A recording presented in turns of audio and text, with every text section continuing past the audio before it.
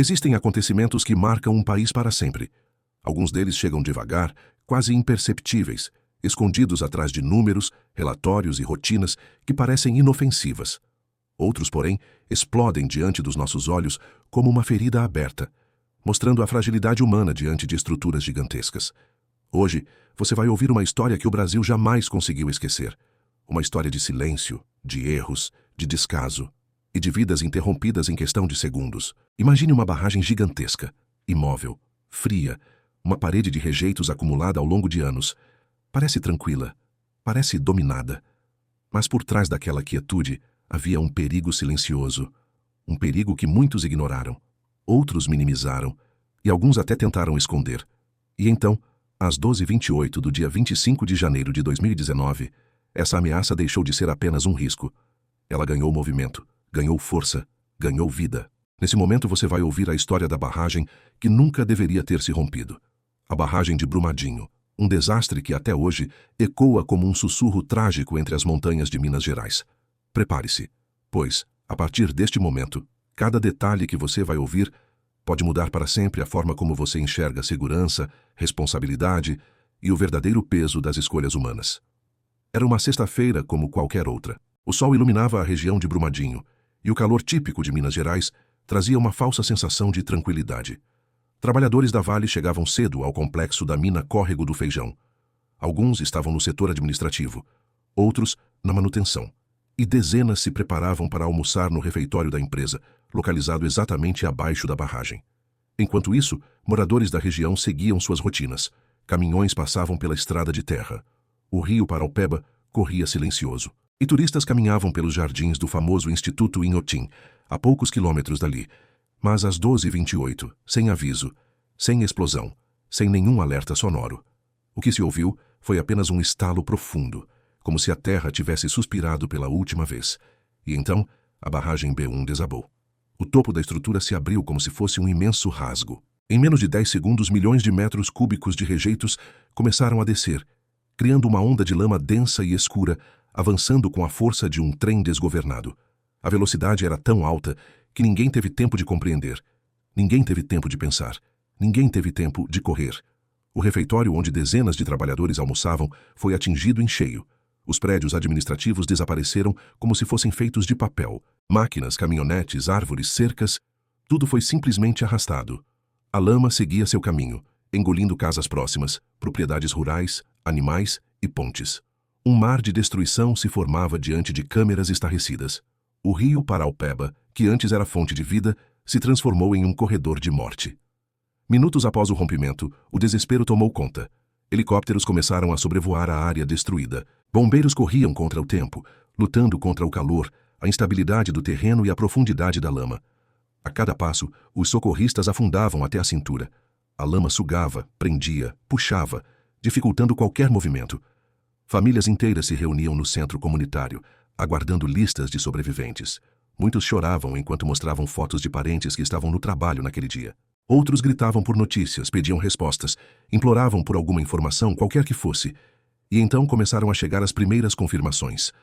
Corpos encontrados perto do refeitório, corpos presos a caminhões, corpos agarrados a galhos de árvores que não resistiram à força da lama. Os bombeiros se revezavam, dia e noite por semanas. Alguns choravam escondido, outros precisavam de suporte psicológico.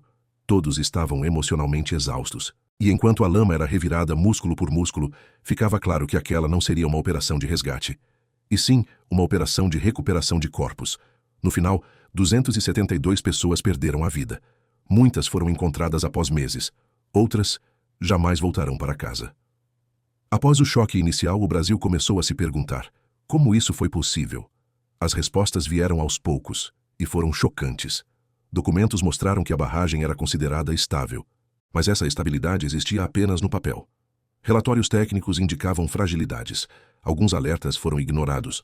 Havia sinais de que o solo estava saturado, e especialistas já afirmavam que a estrutura estava sob risco. O grande problema foi a chamada liquefação. Imagine o solo firme sob seus pés, perdendo de repente sua resistência, se transformando em algo mole, instável, como se fosse um líquido.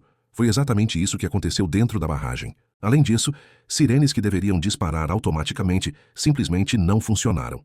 O sistema de alerta não tocou. Os trabalhadores não receberam nenhuma chance de escapar. Outro ponto aterrorizante. Relatórios de segurança foram assinados por empresas terceirizadas, mesmo com inconsistências.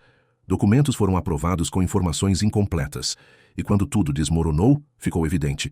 A barragem estava doente e deveria ter sido interditada anos antes. Nos meses seguintes, investigações revelaram uma teia complexa de decisões perigosas. Havia pressões econômicas, havia pressões operacionais e havia uma corrida silenciosa para manter a produção custe o que custasse.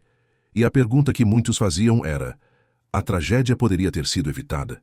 A resposta, infelizmente, é sim. Especialistas concluíram que Brumadinho não foi um acidente inevitável. Foi o resultado de omissões, de falhas estruturais, de decisões arriscadas. Em 2020, 16 pessoas, entre funcionários da Vale e da empresa Tuvsud, foram denunciadas por homicídio doloso e crimes ambientais. Mas para as famílias, justiça nunca é suficiente. Nada apaga o que foi perdido. A verdadeira dimensão da tragédia não está apenas nos números. Ela está nas histórias que ficaram pelo caminho. Pais que perderam filhos, filhos que perderam pais, famílias inteiras que desapareceram. Algumas mães não receberam sequer um fragmento para enterrar. Outras receberam pedaços que nunca deveriam ter sido separados. Além disso, o impacto ambiental foi devastador. Toneladas de peixes mortos boiaram no rio Paraupeba. A água ficou imprópria para consumo. Animais desapareceram. A vegetação foi soterrada. E até hoje, anos depois, o rio ainda carrega cicatrizes profundas. Brumadinho se tornou um símbolo de dor, de negligência, mas também de resistência das famílias, que lutam para manter viva a memória das vítimas. O rompimento da barragem de Brumadinho não é apenas uma tragédia. É um lembrete cruel de que vidas humanas precisam valer mais do que lucros, mais do que metas, mais do que relatórios. É uma lembrança de que erros, quando ignorados, podem se transformar em catástrofes, e que a história se repetirá se não aprendermos com ela.